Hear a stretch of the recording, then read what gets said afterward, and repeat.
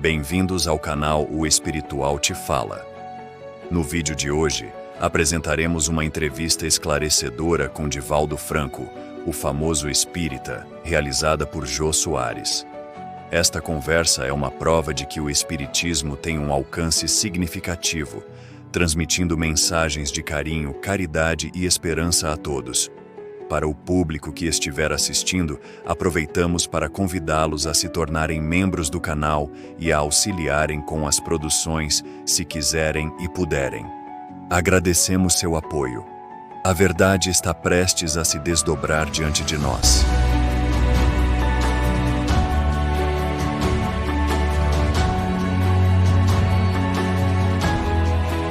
Ele é apontado como um grande médium da atualidade. Eu vou conversar com Divaldo Franco. Venha!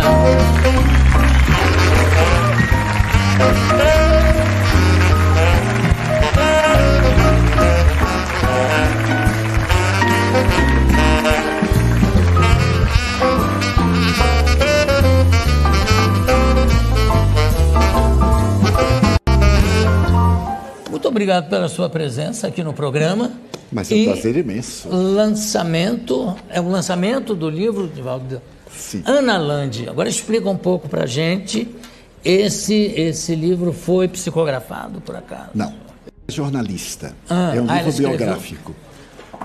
Ela passa uma temporada conosco, procurou acompanhar as nossas atividades sociais, também as atividades mediúnicas. Editora Bela, perdão. Exatamente.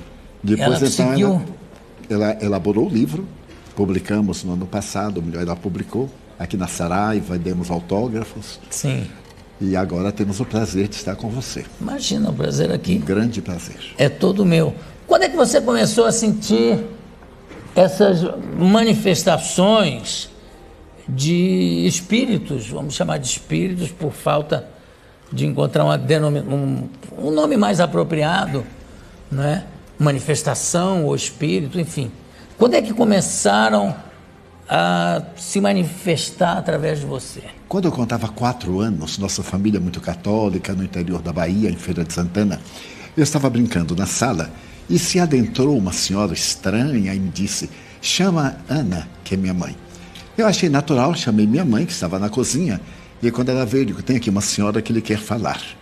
E minha mãe, não percebendo o caso, me reclamou, pensou que era uma brincadeira, me puxou a orelha, que naquele tempo podia, né? Agora não pode mais, e se voltou para a cozinha. Então a senhora disse: Di, que é meu nome de família, chame Ana, diga que é Maria Senhoria, eu sou sua avó.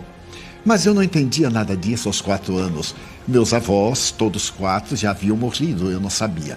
Eu voltei a chamar minha mãe. Quando ela veio, eu digo: olha, a mulher está dizendo que é Maria Senhorinha e quer falar com a senhora. Minha mãe teve um choque, porque ela nunca havia falado o nome de sua própria mãe. Quando ela nasceu, a mãe morreu de infecção puerperal e ela foi atendida por uma irmã mais velha. Ela ficou assustada: mas como você sabe isso? Eu digo: a senhora está aqui. Mas ela não havia. Então me pegou e levou à casa da minha tia e disse: esse menino enlouqueceu, ele está dizendo que mamãe está lá. Minha tia então perguntou como é que era ela. Eu lembro vagamente, a saia arrastava, tinha algo na cintura e chamou minha atenção qualquer coisa que tinha aqui. Quando eu descrevi, minha tia disse: olha, é mamãe, porque esse é um camafeu que eu coloquei no seu cadáver. Então procure saber o que é que ela quer. E as duas ficaram com medo, me deixaram sozinha. Procure saber o que é que ela... Vai lá. Vai lá. Jogaram o pobre do órfão. E então eu não me lembro o que aconteceu. Aconteceu um fenômeno psíquico qualquer, eu perdi a consciência. A partir daí, Jô, eu me tornei uma criança mais ou menos especial. E meu pai era muito severo. Muito especial, como mais ou menos. E aí? Porque eu via coisas que os outros não viam. Via crianças, especialmente o indígena brasileiro, que dizia chamar-se Jaguaraçu. E nós brincávamos muito, e eu tinha a impressão que era uma criança como outra qualquer. Você brincava com esse índiozinho? Trepava nas árvores, corria pelo quintal, aquelas casas de quintais muito grandes. E ele trepava nas árvores junto com você também? Não, sempre chegava na frente. E eu ficava surpreso. E assim, ué, como é que você subiu antes de mim? Eu disse assim: fenômeno, fenômeno. Mas eu não sabia o que era fenômeno, o índiozinho Jaguaraçu. Quando eu completei lá pelos 7 anos, eu comecei a perceber que eu via muitos outros seres que os meus pais não viam. E então aí criaram-se muitos problemas. Porque eu era muito católico, estava sempre na religião, confessava, e o padre terminou por dizer que aquilo era uma influência demoníaca, que o demônio estava desejando... Essas influências são sempre consideradas demoníacas. É uma coisa absurda, não é? Porque nunca me havia proposto nada negativo. E então me exigia que eu tivesse uma vida reta. Aos 7 anos eu tinha mais do que reta. Não podia ter uma vida oblíqua naquela oportunidade. E então ele disse, olha, ore muito. E eu orava. Quanto mais orava, piorava. Porque eu me concentrava, entrava num mundo psíquico mais forte. Por fim, aos 12 anos, eu briguei com Deus. Porque eu disse para ele, você não aguenta o diabo, como é que eu vou aguentar? Se você que criou o diabo não aguenta, como é que eu vou aguentar? Faço de tudo, oro, confesso, comungo. Nesse ínterim, eu adoeci. Morreu um irmão meu, e eu fui ver, ele estava caído no meio da rua, e eu tive um impacto muito grande. Voltei para casa, avisei aos meus pais, e fiquei sentado. Naquele tempo não havia necrópsia nem nada no interior da cidade, só havia um médico. Ele foi levado para sua casa, que era casado e morava perto de nós. E então, mais ou menos às 8 da noite, minha mãe disse assim, meu filho, vamos fazer o velório, vamos orar o terço de Nossa Senhora. Nós tínhamos uma mesa muito grande, porque nós éramos 13. E então, aquela mesa, 2 bancos... 13 filhos. 13 filhos. Com meu pai e minha mãe, 15. Era assim, muito tranquilo. Era o primeiro laboratório da minha vida. E então, naquele momento, eu me quis levantar e não pude. Tentei outra vez e não pude. Quando minha mãe me puxou, eu caí. E então foi chamado o médico, ele disse, é um trauma. Foi o choque. Se ele tomar outro choque, ele fica bom. Meus irmãos eram muito inteligentes. E me aplicaram o choque elétrico. Não sabiam que era um choque psicológico. E então eu não morri porque eu não estava no programa. Então me assustavam essa coisa do interior. Por fim, no dia 5 de dezembro de 1944, foi levada à nossa casa uma senhora. Ela me olhou detidamente e disse, mas este menino não tem nada. Eu digo, nossa, que surra que eu vou tomar. Eu estava ali acamado desde o dia 23 de junho até 5 de dezembro. Meu pai era do temperamento da psicologia. E lá em casa nós tínhamos um psicólogo pendurado atrás da porta. Qualquer coisa tinha uma sessão de psicoterapia e a gente ficava ótimo, sem recalque, sem conflito, sem nada. Agora, me desculpe, eu estou fazendo cálculos aqui pelas datas que você está me dizendo. Desculpe a minha brutal falta de sensibilidade ou de educação, mas com quantos anos você está? Que idade você tem? 89. Se a gente passar a mão em você, pega isso, não? Não, mas eu transfiro com muito prazer para você.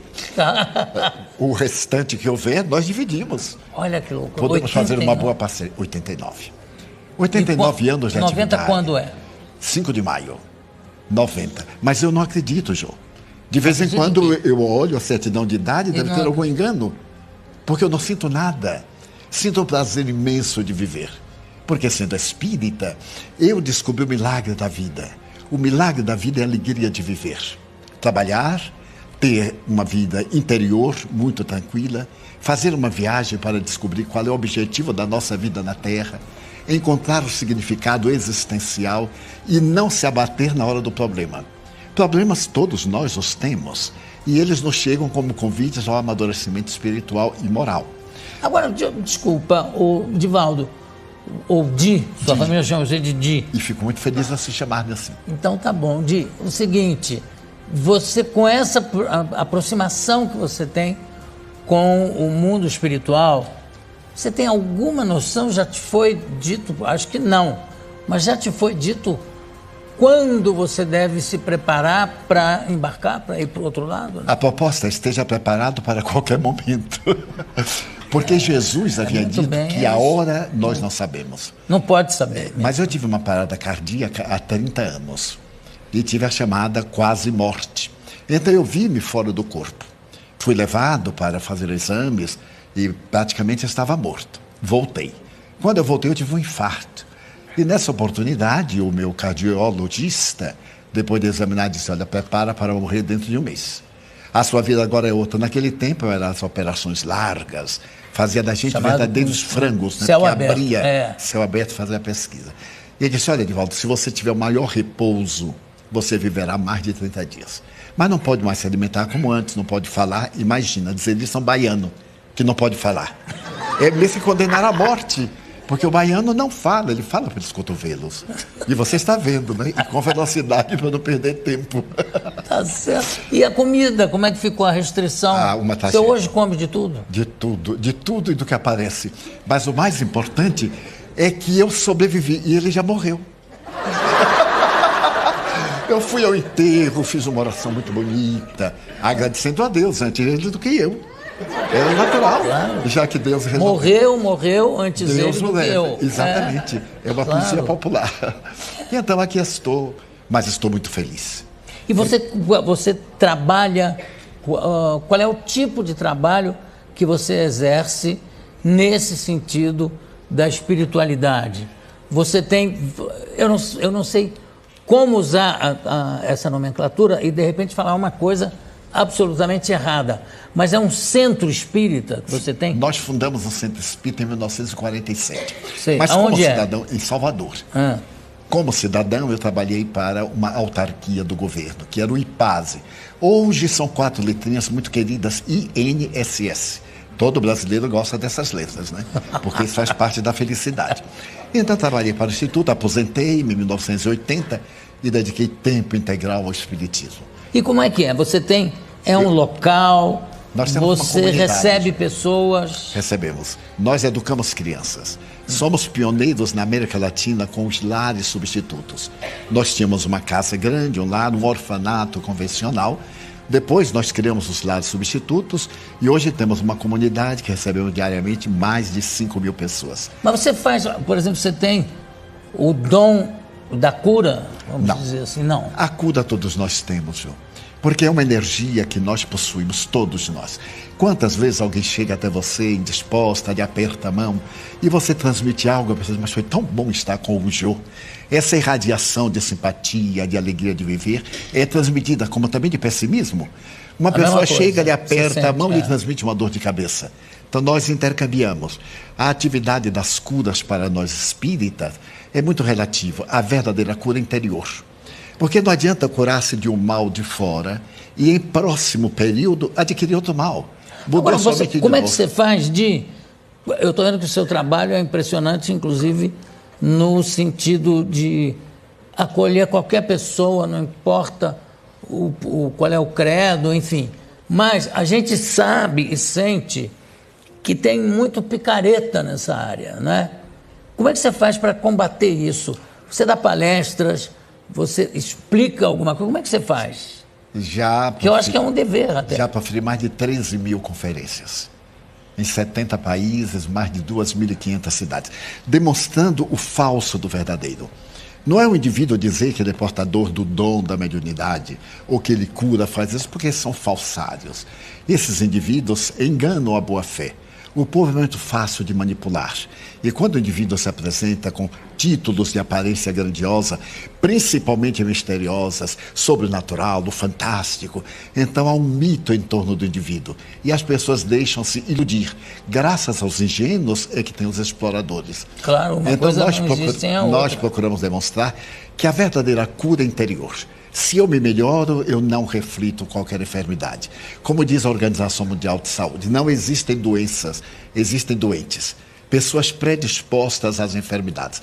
A função do Espiritismo é guiar o indivíduo numa ética de sabedoria, torná-lo melhor, fazê-lo cidadão, fazer o indivíduo comum no meio de todos, porém diferente na conduta. Certo. Nós vemos hoje a crise mundial. Não existe crise mundial, existe crise do indivíduo. Indivíduos vazios que perderam os objetivos essenciais.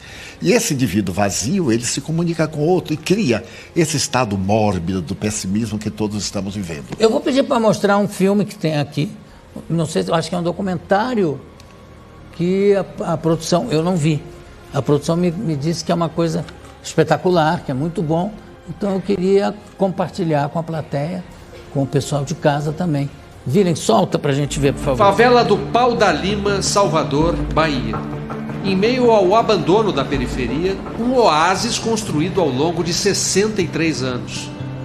O Portão Azul dá acesso à escola e comida a 3.500 crianças pobres. e atendimento médico a 2.500 adultos, todos os dias, tudo de graça. 400 voluntários atendem à convocação do fundador. Uma verdadeira cidade com ruas, casas, biblioteca, hospital, padaria, que ele planejou e ajudou a construir. Que loucura isso! São quantas pessoas?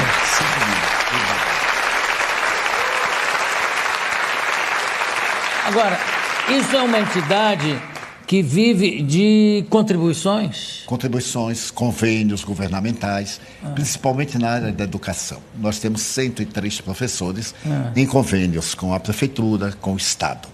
E recebemos também mantemos alguns convênios com o governo federal. E você, por exemplo, qual é a sua mediunidade? É de psicografar, como era o Chico Xavier? Sim.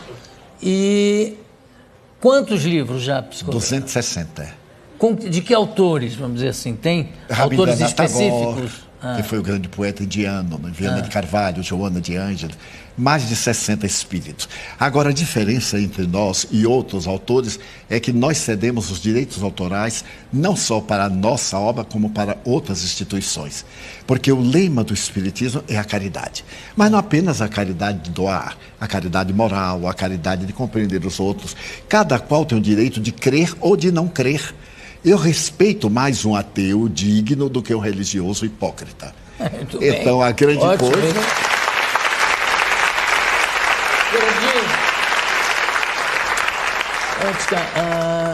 Antes que eu me esqueça, há muitos anos eu entrevistei o Chico Xavier, acho que ainda no Jô Soares 11h30. E, de repente, teve uma coisa engraçada que ele relatou, uma viagem que ele estava fazendo e o avião começou a sacudir, não sei o quê, e ele teve medo de morrer. E alguém que estava com ele disse assim: ué, mas você está com medo de morrer? Eu disse: não, eu não tenho nenhum medo de morrer, mas não quero morrer agora. Sabe, não precisa ser tão imediato esse meu encontro, sabe, pode ser postergado. E, graças a Deus, o avião seguiu viagem e tal. Você tem medo desse encontro? Não, não tenho. Já me acostumei. A essa altura do campeonato, eu sou preparado para tudo. Porque já viajei muito de carroça, de avião e de navio, tudo que existe. Então, já estou... Acho que você provavelmente vai morrer de gasto, porque quando chegar nos 100 e poucos... Muito obrigado. 120, 100 e poucos. Mas essa é a minha perspectiva. Né? Um amigo, eu estive adoentado, e um amigo muito gentil disse: não se preocupe de morrer, você está muito bem, pode morrer. Mas quem lhe disse que eu quero morrer? Não, eu quero viver, sou espírita, mas eu quero viver um pouco aqui na Terra. Eu ainda não realizei todos os meus ideais. E depois disso nós criamos uma maternidade para atender partos sem dor. E para poder fazer também partos que não sejam cirúrgicos. E temos um resultado fantástico. Não, eu acho que o resultado fantástico já está espelhado aqui na sua presença. Eu quero agradecer demais a presença deste humanitário, não vou chamar de espírita, vou chamar de humanitário, que é o trabalho, é o que ele é, tá? Divaldo Franco. Muito obrigado pela sua presença. Mas sou eu que agradeço, Jô. Demais. Você não faz ideia da emoção.